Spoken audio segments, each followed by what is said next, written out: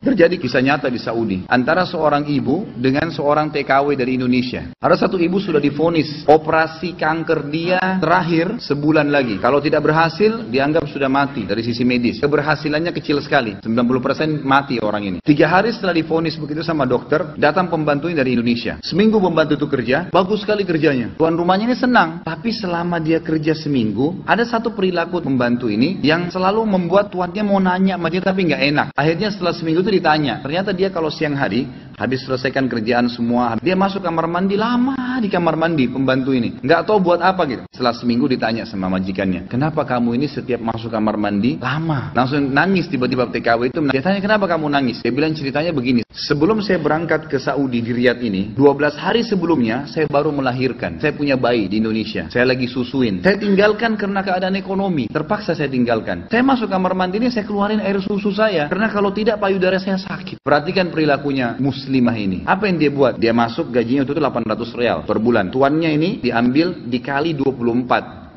bulan, 2 tahun, sekitar 20 ribu real, sekian 50 juta rupiah. Dikasih pembantunya, ini uang kamu ambil. Besok saya belikan kamu tiket pulang ke Indonesia. Anggap kau sudah kerja 2 tahun. Anak kau lebih penting daripada saya. Urus anakmu, gak apa-apa. Pembantu kita sudah selesai nih, TKW sudah pulang Indonesia. Kita sekarang berhubungan dengan kisah ibu ini. Apa kata dia? Semenjak pembantu itu berangkat, mulai hari itu setiap hari saya menangis. Bukan karena sedih penyakit saya merasa terharu dan bersyukur kepada Allah. Bagaimana Allah membukakan pintu itu buat saya. Saya selalu bersyukur terus sama Allah karena saya bisa memberikan, terfikir untuk kasih gaji 2 tahun. Saya selalu bersyukur sama Allah, saya bisa lakukan sementara memang ini ada vonis mati dekat lagi. Dan setiap kali saya menangis, saya merasa ada satu kepuasan dan keadaan saya lebih baik. Ringkas cerita, tiba masa operasi, ditelepon rumah sakit, dicek sebelum operasi, dokternya duduk setelah cek di kursi lalu bertanya, kamu berobat kemana sebulan ini? Kata ibunya, saya nggak berobat kemana-mana. Kamu tahu nggak, kanker kamu nggak ada, sedikit pun nggak ada, akarnya nggak ada, sembuh total, nggak ada, nggak mungkin terjadi secara medis. Ibu itu tersenyum lalu mengatakan, kalau betul apa yang dokter ucapkan, itu karena sedekah saya. Diceritain sama dia ceritanya. Dokternya bilang apa? Subhanallah, yang telah membukakan mata hati saya, ternyata yang menyembuhkan bukan obat sama dokter, tapi Allah subhanahu wa ta'ala. Ternyata amal-amal soleh itu bisa membuat kita keluar dari masalah.